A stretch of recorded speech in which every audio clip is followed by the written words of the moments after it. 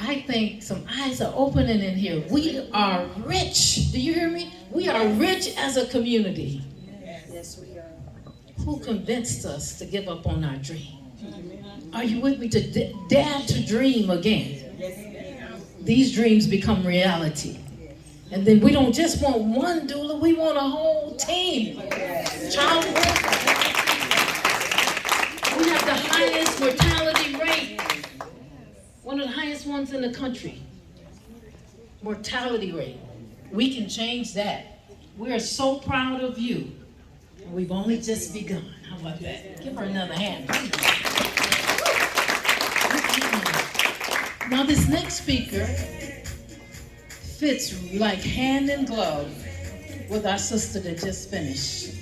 And again, I am so glad to be here and connect with the younger generation and some of the older generation who's still out here. All right? So we're going to ask Miss Cindy Ragland. And I'm gonna have my sister here go on and read a little bit about her. Come forward. Miss Cindy, I have the honor to introduce you to this distinguished individual dedicated to serve our communities, both foreign and domestic. She is truly commendable. Miss Cindy, our esteemed guest tonight she's a veteran of the United States Navy. I told you guys, we have different people, different background, come from everywhere. We got it all in this room here. Give herself a round of applause for doing all this. And we're gonna have Miss Cindy come in and talk to you about her work and everything else. So she is 27 years of service. So it's not like, 1 or 2 years. Those people are been doing it.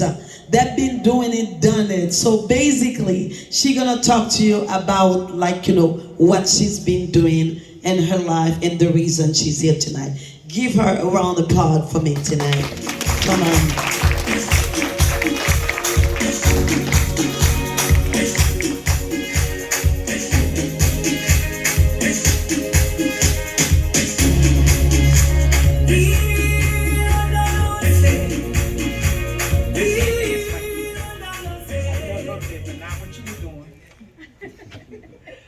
I just want to thank you for having me this evening. I want to start off by being transparent. I often joke about if I was in Africa with my ancestors, I probably would be the tribal storyteller, but I promise you I will not be here that long.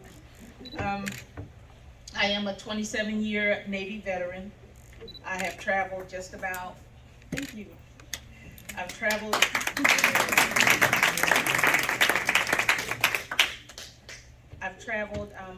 pretty much all over the world.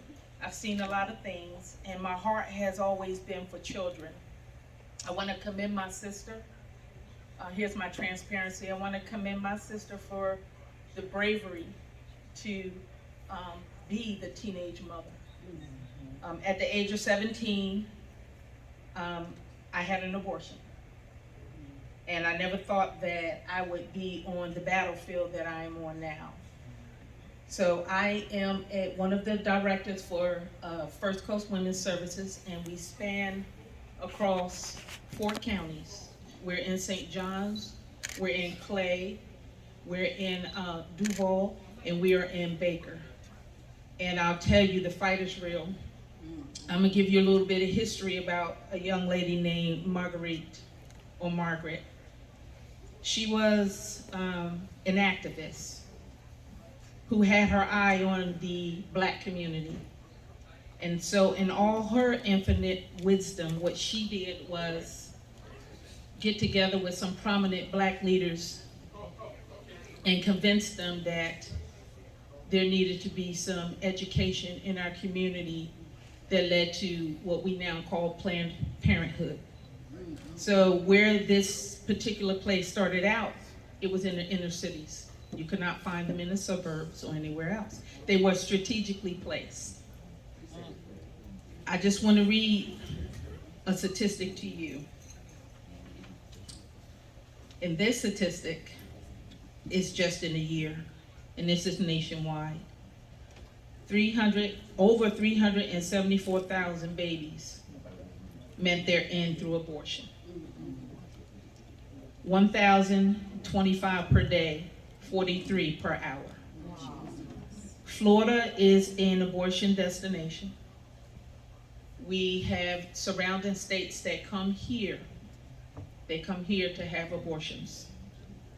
Right now, there's a battle going on, and the ban, anyone after 15 weeks right now in the state of Florida cannot have an abortion. What we're dealing with on the front line is young people who don't know, they have no idea, and they're being told, have an abortion, you'll be fine. But they never talk about the suicides. They never talk about the depression. They never talk about the brokenness that comes from that trauma on top of trauma in the years. So in our organization, we have no charges for anything. Everything that we do is free. We do ultrasounds. We do pregnancy tests. We have counselors or advocates. We have male mentors. We have seen over 800 men this year alone, and that is a big deal because the fathers are coming into the centers with the mother, and that was the missing piece. That was the missing piece. And I always say it is time for our young men to stand up and take their rightful place. Amen. They have got to stand up and take your place. These are your seeds. These are your children. These are your grandchildren. These are generations being wiped out. These are inventors, dancers, singers being wiped out. Being wiped out with just ease. It's just, it feels like it's ease. And we've come to a point where abortion is being used as birth control. And it has to stop. So we are non-judgmental. We're nonprofit. We don't take any money from the federal government. We're supported by over 250 churches, over 100 businesses partner with us so we can get on this battlefield.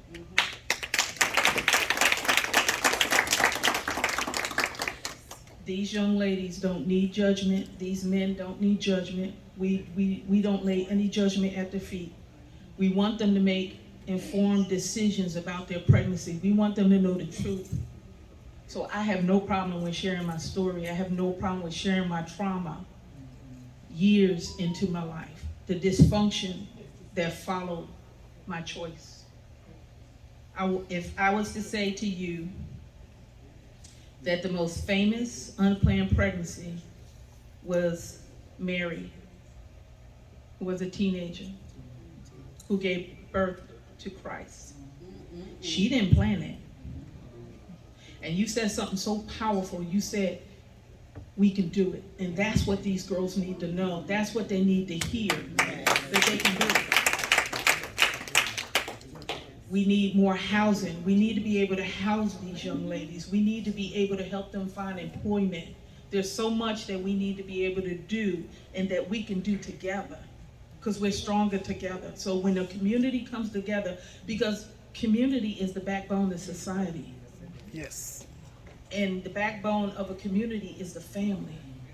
And we have got to pull the family back together. I think that this project, and I want to say to the members that were standing up here for the community catalyst, I want to tell you that I know Pierre and Cheryl, thank you, came out to meet my CEO. And I think you remember she said, we started so small. This year's our 30th year anniversary. And we started right here with a gala. And now we're in 4 counties, 6 centers strong, in a mobile unit. Amen. And we are ready to keep going. We're going to go across the whole United States. But I want to encourage you all, this is a good thing. We are created to work together. We are not created to walk this life alone. Amen. We are stronger together. Thank you.